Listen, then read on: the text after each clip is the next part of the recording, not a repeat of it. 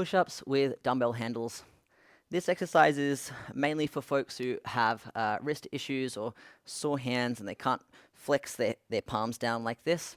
It is good to build up your strength in order to do that, but if you have an injury that prevents you from doing otherwise, or you're recovering from something, then having some dumbbell handles or classic push-up handles underneath your hands while you're doing push-ups is going to allow you to do that movement and work the muscles involved with that movement without hindering or hurting something around your wrist or your hand.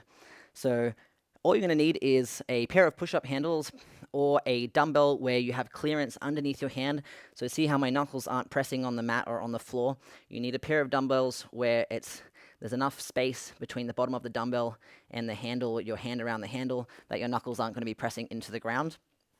So usually something over a few kilos is going to be big enough depending on the model of the handle. And I like this as well because you can sort of customize or change how the angle is of the handle. So if it feels more comfortable on your shoulder and your arms to be on this 45 degree, you can do that. If you like to have them really neutral like this and pointing straight up so your palms are in, you can also do that. If you want them out to the side, nice and wide like this, you can also do that. Whatever feels good for you, as long as when you're pushing, your elbows are pointing more towards your hips than your head, you're going to be golden. So put your hands on your dumbbell handles. Come into the start position for your push-up, shoulders over the wrists, big breath in, getting nice and low.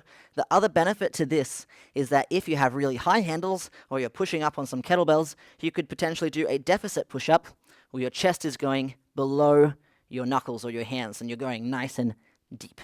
If you're at that level, if you don't have any shoulder injuries, then you can do that, and that's an option. You can also do this on the knees for a regressed version if you can't do hand push-ups yet. Same thing, making sure that your shoulders are over the wrist. If you're starting to push here, it's going to feel weird on your shoulders and your back, so you need to make sure when you start, your shoulders are on top of the wrists. So a knee push-up would look a little bit like this.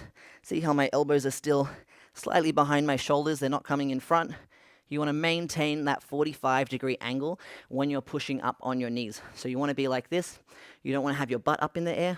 You want to be nice and diagonal and engaging your core muscles. It's really easy to forget about the core muscles when you're doing a knee push-up. So pulling up through your belly button, trying to keep as straight as possible in a nice straight line. And that is how you do push-ups with handles.